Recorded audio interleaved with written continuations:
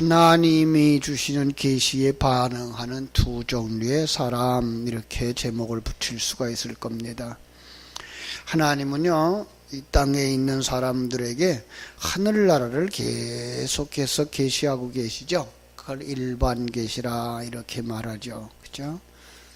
일반 계시라고 하는 것도 이제 자연 계시와 초자연 계시가 있어요. 그래서 이 세상에 자연이 천지 만물을 통해서 계시하고 계신 것을 자연 계시라고 말하고요. 그런가 하면 자연적이지 아니한 현상들을 통해서 말씀하시는 걸 초자연적인 계시다 이렇게 말씀하셔요. 일반 계시와 초자연 계시와 그 특별 계시의 차이는 하나님을 알려주는 정도에 그치느냐, 아니면 이제 그 구원에 관한 것까지 깨달아 알게 해주느냐, 구원에 관한 것까지 알려주는 걸 특별 계시다라고 얘기하는 거죠. 그죠? 헤롯이 왕으로 있을 때에 동방으로부터 온 박사들, 그들을 통해서 이제 왕의 탄생한 소식을 듣게 되죠. 성경은 이미 그 왕의 존재, 왕의 탄생에 대한 이야기를 이제 창세기부터 기록하고 있죠. 창세기 3장에 여자의 후손으로 태어날 거다, 구세주가. 남자의 씨에 의하지 아니하고, 이 말은 이 세상 육체적인 남자를 이야기하는 거죠. 육체적인 남자를 통해서 태어나지 아니하는 동정녀 마리아에게서 잉태되어질 수 없는 상황, 여인이 남자 없이 어떻게, 결혼하지 않고 남녀 관계 없이 어떻게 아기를 낳겠어요? 절대 불가능한 그것을 가능케 하시는 하나님의 역사로 말미암아서 되어질 거다, 이렇게 예언했고요. 창세기를 통해서 보면 그는 아브라함의 자손으로, 이삭의 자손으로, 야곱의 자손으로 태어날 거다. 그래서 아브라함에게, 이삭에게, 야곱에게 그 자녀들이 태어나는 그 상황을 통해서 뭘 보여줘요? 절대 불가능한 상황이 가능함으로 바뀌어지는 역사들을 계속 보여주죠. 뿐만 아니라 야곱의 그 예언을 하죠. 야곱이 자식들을 축복하는 걸 통해서 이제 유다의 자손 가운데에서 태어날 거다라는 것까지도 이렇게 얘기를 해줘요. 그런가 하면 구약 성경에 이제 다윗 왜 왕권을 받을 것이라고 하는 이야기를 이제 사무엘에서 7장을 통해서 우리가 볼 수 있고요. 미가서 같은 곳에서는 이제 베들레헴에서 태어날 것을 예언을 해줬고요. 이사야서에 같은 경우는 예수님의 탄생에 대한 아주 자세한 이야기가 이렇게 나오죠. 여자의 후손, 그 다음에 기름 부음 받을 자, 지혜로운 자, 공의롭고 온유하고 죄인을 대신해서 죽을 것까지도 예언을 해요. 그가 구원자며 하나님의 종이다, 정의로운 자고 우리와 함께 하시는 임마누엘의 하나님이다 라고 하는 걸 그냥 그 66장의 내용들을 통해서 성경 66권에 있는 내용들을 따서 예언하듯이 예언하고 있어서 그 속에서 메시아의 오심을 강력하게 이렇게 얘기하고 있습니다. 그런데 중요한 건 역사 어느 때든지 이 하나님의 아들이 일한 것을 계시하고 있어요. 근데 그 계시를 받아들이는 사람이 있는가 하면 거절하는 사람이 있는 거죠. 그분이 오실 때 영접하는 사람이 있는가 하면 영접하지 않고 대적하는 사람들을 우리가 보게 되는 거죠. 어떤 사람이 영접한 사람이, 어떤 사람이 대적한 사람이었을까요? 자, 오늘 본문이 바로 그걸 이야기해 주고 있어요. 왕의 탄생을 기다리는 사람들이 나오죠. 1절에서 3절에 보면은 우리가 두 종류의 사람을 볼 수가 있습니다. 하나는 헤롯 왕이라고 하는 사람이고요. 또 하나는 이제 동방의 박사들이라고 기록되어진 사람들이죠. 왕의 탄생에 대한 정보를 누가 가지느냐, 이게 중요하지 않아요, 사실. 물론 그 정보가 없으면 전혀 알지 못하죠. 그 정보가 중요하죠. 자, 이 시대에 너 누가 정보를 많이 가지고 있느냐, 그래서 인생이 성공할 수도 있고 실패할 수도 있다라고 말하는 시대예요. 그래서 정보에 대한 것들을 컴퓨터가 자꾸만 이제 저장을 해주죠. 컴퓨터가 계속 정보를 보급해줘요. 그래서 컴퓨터 안에 지금 저장하는 능력이 점점 커지고 있고요. 누가 더 고급 정보를 가지느냐, 그 정보 싸움이 일어나고 있죠. 그죠? 그런데 중요한 것은 하나님 나라의 정보죠. 이 세상의 정보는요, 또 바뀌어요. 이 세상에서 이론은요, 얼마 지나면 또 바뀌어요. 아니, 사람들이 자기 이익에 따라서 정보를 다 바꿔버려요. 이런 시대 속에 우리가 혼란을 야기하고 살아요. 여러분, 그 인터넷이나 요즘 컴퓨터, 텔레비전에 보면은, 이것이 어디에 좋고, 그래서 그것만 먹으면 세상에 죽을 사람 하나도 없겠더라고요. 다 거짓 정보들이에요. 대부분이다. 어느 정도의 유익은 줄 수 있지만 다른 것들도 그 정도의 유익은 우리에게 주었어요. 우리 다 그걸 가지고 살고 있는 거고요. 그런데 그것을 살 수밖에 없도록 홍보 매체들을 만들고 있는 것이고, 기업인들은 그렇게 해서 자기들의 이익을 취해가고 있는 것이죠. 중요한 거는 하나님의 나라에 관한 정보예요. 그죠? 이 세상을 주관하시는 하나님의 뜻을 아는 것. 하나님 나라를 알고 하나님의 뜻을 모른다면 우리 인생에는 희망이 없는 거죠. 그래서 우리는 이 영적인 정보, 그걸 아는 게 중요한데, 그 영적인 정보에 얼마나 민감하냐, 이거 중요한 거예요. 정보에 민감한 사람들은 하나님의 계시에 집중하게 되어 있어요. 그 사람들을 동방박사라고 지금 그려내고 있는 거죠. 그죠? 그 사람들은 하늘을 바라보고 연구하는 사람들, 별을 바라보고 연구하는 사람들이었어요. 하늘을 바라보면서 하나님의 뜻을 살폈다라고 이해하면 더 좋을 것 같아요. 물론 그들의 삶 중심인 별을 통해서 하나님의 아들이 이 땅에 태어날 것을 이제 깨달아 알았던 거죠. 그리고 그들은 그 계시에 순종하면서 그들은 왕의 탄생을 사모하고 왕을 찾아가는 사람들, 마침내 예루살렘까지 왔어요. 이것은 필요한 거죠. 우리에게 필요한 것은 진정한 왕, 그 왕을 찾는 것, 그 왕의 탄생을 아는 것. 그럼 어떻게 왕의 탄생을 알 수 있습니까? 이 동방박사들 별을 쳐다보고 있었던 것처럼 우리도 하나님을 바라다보는, 그죠? 하늘나라에 관한 하나님의 뜻을 찾는데 주력해야 되는 거예요. 오늘날도 얼마나 많은 사람들이 세상의 지식들을 가지려고 공부하는지 몰라요. 의사들, 사람의 병을 고치기 위해서 그들은 매달 신정보를, 새로운 정보를 큰 책으로 발견하고 연구를 하죠. 지금은 또 컴퓨터로 연구를 하죠. 언어의 능력에 따라서 그들은 외국에서 흘러들어오는 정보들을 계속 자기의 것을 만들어요.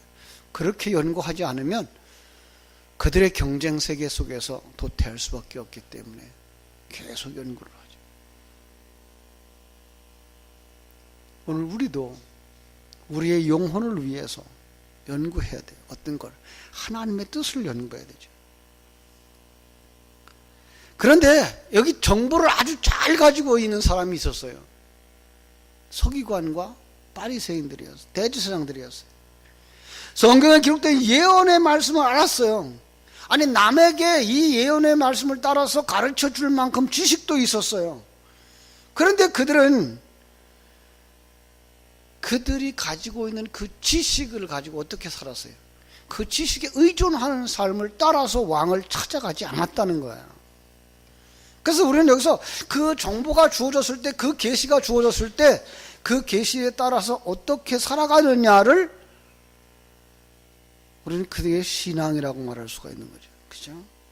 헤로드 왕이나 이 서기관, 바리새인, 그 대제사장들은 하나님께 대하여 행동하지 않는 사람들이었어요. 아니, 왕은 어떤 면에서 무지한 사람이었죠. 내가 왕이니까 다른 왕이 필요하지 않은 거예요. 내가 왕이라고 살아가는 사람들. 제가 출애굽기를 이야기할 때 얘기를 했어요. 술사들이 가졌던 그 지팡이를 던지니까 뭐가 되어져요? 뱀이 되어지죠. 뱀은 왕의 상징이라고 그랬죠. 예. 그렇죠. 그 모세와 아론이 던졌던 그 지팡이가 변해서 뱀 되어졌던 그 뱀이 이 술사들이 만들어 놓은 뱀을 삼켜버려요. 너희들이 진짜 왕이 아니야. 내가 진짜 왕이야. 그래서 제가 그랬어요. 성경 창세기부터 요한계시록까지의 모든 이야기는 왕의 싸움이다. 네가 왕이 아니고 내가 왕이다. 너 왕의 자리에서 내려와. 그걸 뭐라 그래요? 자기 부인. 근데 자기가 왕인 줄 알고 살아가요. 오늘날 이 땅에서 수많은 사람들의 분쟁이 왜 일어납니까? 바로 자기가 왕이라는 거죠. 그 왕권을 지키겠다는 거죠.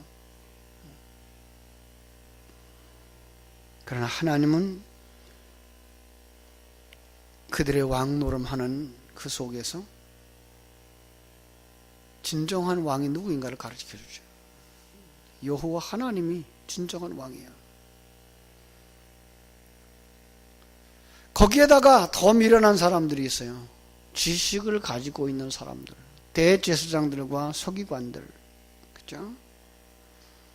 그들은 정보는 전해주고 있어요. 전달자가 되어졌어요. 아니, 연구에다가 바로 유대 땅 베들레헴에서 왕이 나실 겁니다. 메시아가 나실 겁니다. 그런데 지금 왕이 태어났다라고 하는 정보까지 들었어요. 그런데 가지 않는 거예요. 미련하기 한이 없는 거죠. 그죠? 오늘날도 이런 교인들이라고 그래야 되나요? 종교적 지식을 가지고 있는 사람들이 얼마나 많은지 몰라요. 물론 지식을 무시할 수는 없어요. 그러나 실제로 행동하지 않는 지식은 결코 그를 살려내지 못한다는 거죠. 우리의 신앙생활은 어떻게 돼요? 지식에 머물지 않아야 돼요. 지식에 머무르는 것을 넘어서서 그 지식이 생명이 되어지고 그 지식이 삶이 되어지고 그 지식이 우리를 행동으로 이끌어갈 수 있어야 되죠. 그렇게 하기 위해서 어떻게 된다고요? 끊임없이 되새김질해야 돼요. 쉬지 말고 기도하라. 이것이 너희를 향하신 하나님의 뜻이니라 라고 말씀하고 있는 겁니다. 그렇죠? 사랑하는 여러분, 우리는 어떤 사람들이어야 됩니까? 참된 왕을 찾아가는 사람들이 되셔야 할 줄로 믿습니다. 동방박사들처럼, 들판에서 양을 치던 목동들처럼. 이건 정말 지식인이었고 정말 무지한 사람들이었어요. 그러니까 온 세상의 모든 사람들이라고 말할 수 있죠. 모든 사람들 중에 누가? 하나님이 택한 백성들이 그 약속의 말씀을 듣고 움직이는 거예요. 여러분, 가기 위해서 어떻게 돼야 돼요? 하던 일을 멈췄어요. 동방박사들은요, 그죠? 멀리 살고 있었지만은 그 먼 곳까지 찾아가는 거예요. 자신의 삶을 멈추고, 마치 아브라함이 우상 숭배하고 우상을 만들어 팔던 자리를 떠나서 본토 친척 아버집을 떠나는 것과 같은 삶을 이 동방박사들은 하고 있는 거죠. 그 길이 하루길이나 이틀길이 아니었어요. 그러나 가장 높으신 왕을 만나야 된다는 그 생각 속에서 그들은 고난의 길을 택한 거예요. 출애굽한 이스라엘 백성들, 애굽에서 떠나는 그들의 모습이 뭐였다고요? 떠나지 못하게 만들어 놓는 10가지 밧줄들, 그거 끊는 거라 그러잖아요. 하나하나 끊어버려야 돼요. 자신들이 의지했던 것들, 전부라고 생각했던 것들, 그게 힘이라고 생각했던 것들 끊어버리는 거죠. 동방박사들은 그 일을 행하는 거예요. 나를 얽매이고 있었던 것들을 끊어버리고 뒤로 하고, 주님이 계신 곳을 찾아갑니다. 오늘날도 많은 신앙인들이 진리를 추구합니다. 그런데 알기는 알아요. 안타까운 것은 순종하지 않는다는 거예요. 생명이 무엇인지 알고 생명 가진 자의 삶이 무엇인지 알면서 그 생명 가진 자의 삶을 살려고 도전하지 못하는 거예요. 헌신을 도전하지 못하는 거예요. 말씀에 의존하는 그 삶을 살지 못하는 거예요.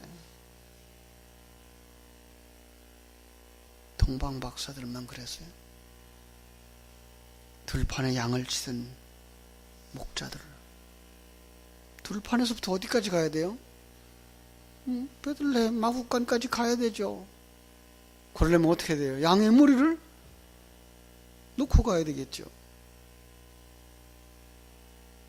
물론 이제 우리가 많은 그림 속에서 목자들이 양을 한 마리 두 마리씩 안고 온 것을 봅니다만은, 그러나 그들은 그 한 마리 두 마리 양을 치는 사람들은 아니었어요. 수십 마리 수백 마리를 양을 치던 그 양들을 버려두고 누굴 찾아가요? 예수를 찾아가는 거죠. 우리가 정말 신앙의 길을 잃지 않기 위해서 우리는 신앙의 그 집을, 주님 계신 곳을 찾는 일들을 끊임없이 해야 할 줄로 믿습니다. 동방 박사들이 가지고 온 선물들이 있어서 마지막으로 그 선물들에 대한 이야기를 합니다. 11절, 집에 들어가 아기와 그의 어머니 마리아가 있는 것을 보고 엎드려 아기께 경배하고 보배합을 열어 황금과 유향과 모략을 예물로 드렸다. 황금, 그것은 예수님의 왕권을 상징하는 거죠. 당신은 나의 왕입니다. 이 고백이죠. 당신은 왕입니다. 누구에게? 예수님에게. 오늘 우리의 삶이 이걸 드러낼 수 있어야 되는 거죠. 그렇죠? 예수님이 만왕의 왕인 것을 인정하는 예물입니다. 그런가 하면 유향입니다. 이건 예수님의 신성을 드러낸다 그러죠. 유향은 제사장들이 제사를 드릴 때 사용하는 것으로 하나님과 화평을 이루게 하는 중보자로서 축복의 통로가 되신 분임을 인정하는 거죠. 예수님을 통해서 우리가 하나님께 나아가고 예수님을 통해서 하늘의 복을 받고 하나님의 인도함을 받기를 원한다라는 고백이죠. 그런데 모략은 바로 예수님의 죽음과 부활을 상징하는 거죠. 예수님은 이 땅에 오신 목적을 거기서 밝혀주는 거예요. 십자가에서 죽으심, 거기 내가 함께 참여하기 원합니다. 예수님의 부활 속에 내가 함께 참여하기 원합니다. 오늘 우리의 신앙의 고백이 되어야 할 줄로 믿습니다. 당신은 왕이십니다. 왕 앞에 어떻게 돼야 돼요? 순종해야 됩니다. 그분을 따라가는 것만이 하나님 만나는 길이며 그분을 따라가는 길만이 하나님의 아들로 완성되어지는 길인 줄 알아서 당신을 쫓아가겠습니다. 그 길이 십자가의 길이라고 한다고, 고난의 길이라고 한다고, 자기를 부인하는 것이고 오직 자기 것을 내려놓고 순종하는 길이라고 할지라도 주님, 나는 가겠습니다.